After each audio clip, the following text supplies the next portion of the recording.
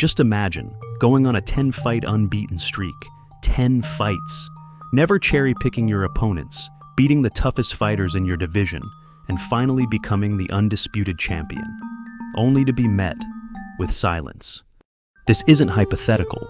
This is the reality of Belal Muhammad, a man who did everything right, only to be treated like he's nothing. He gets treated worse than a random prelim fighter, and people laugh along with it. He's become the guy it's socially acceptable to disrespect, almost like a running joke. Just look at DC and Joe Rogan making fun of him, calling him Leon Edwards by mistake, and saying that the security doesn't even know that he's the champ. It feels like people are now bullying Belal out of peer pressure, which is kinda weird. And this isn't just harmless trash talk. It shapes the public perception. When the UFC's own broadcasters can't even bother to get his name right, or when they downplay his accomplishments as boring. Have you ever not shot in the first 2 minutes? You always shoot in the fight. All he does is panic wrestle. The whole time Belal reaching for ankle. Suddenly, the casuals think, oh, if even Rogan and DC don't take him seriously, why should I? And the worst part is that Belal's had to just swallow it. No outbursts, no tantrums. He takes the high road while the MMA world treats him like a meme. But at some point, you gotta ask, if this was any other champion, if this was Pereira or Izzy or any other top fighter, would we be laughing? Or would people be calling it out as straight-up disrespect? And for some, it might seem like a slip-up, but it's part of a larger pattern. Belal isn't seen as a respectable star, even by those who should know better. And when you compare his journey to other champions, the bias becomes even more obvious.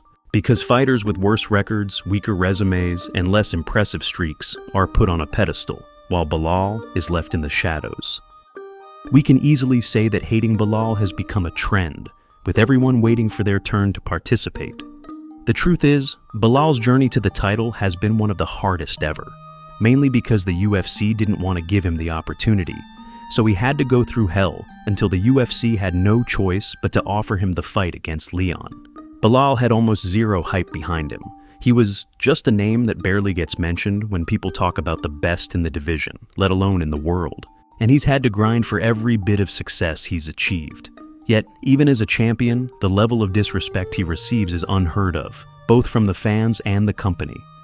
When it comes to the fans not liking Belal, it's totally understandable, because as technical as Belal is, and as good and efficient as he just doesn't have highlight reel knockouts or flashy submissions. And that makes his dominance not so much appreciated. Fans want explosiveness.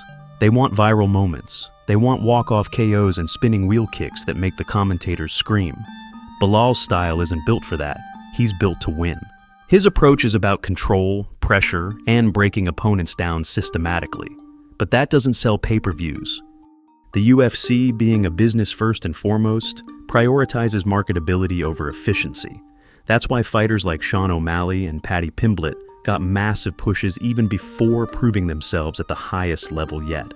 They bring in eyeballs. Belal, on the other hand, gets ignored because his success isn't packaged in highlight reels. And what sealed the deal that all of this isn't some coincidence was when the UFC removed his Palestinian flag on their website, only to return it a couple of weeks later with no explanation on why they did it in the first place. Look, there's a reality in the UFC. It doesn't matter what your background is. The UFC doesn't care about your race or religion, but only under one condition: you can bring money. Problems starts to occur when you don't, because the UFC is a business first and a sport second. And if you aren't a proven moneymaker, your road to the top is going to be much harder.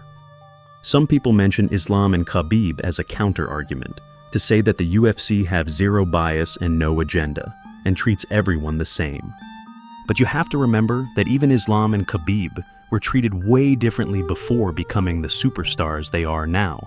Khabib had to go 9-0 in the UFC before getting a title shot, despite being the most dominant lightweight on the roster.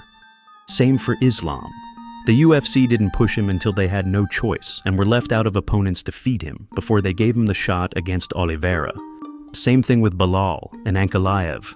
They're on a longer unbeaten streak than most former champions, yet they had to practically beg for a title shot before it was given to them. So, if you're Belal or Ankalaev, what do? Well, change.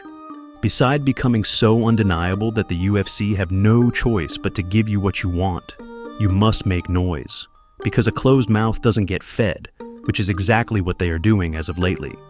If you have been following both of them closely in recent times, you will see that they are starting to get out of their shell and normal, humble personality.